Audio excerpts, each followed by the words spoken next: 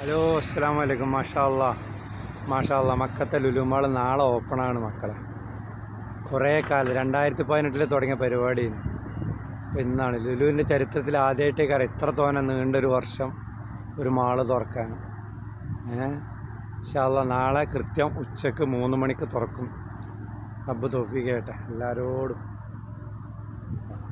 വമ്പൻ സെറ്റപ്പ് പരിപാടി ഫുള്ള്.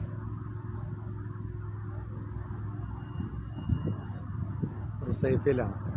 ഹുസൈഫയിൽ ജെറൂഷി മാളിനോട് ചാരി തൊട്ടടുത്ത് പഴയ ഖുർഫത്ത് ഈജാരിയ എൻ്റെ തൊട്ടടുത്ത്, അങ്ങനെ വേണമെങ്കിൽ പറയാം, ബൈത്തുൽ സിന്ധിൻ്റെ തൊട്ടടുത്ത്.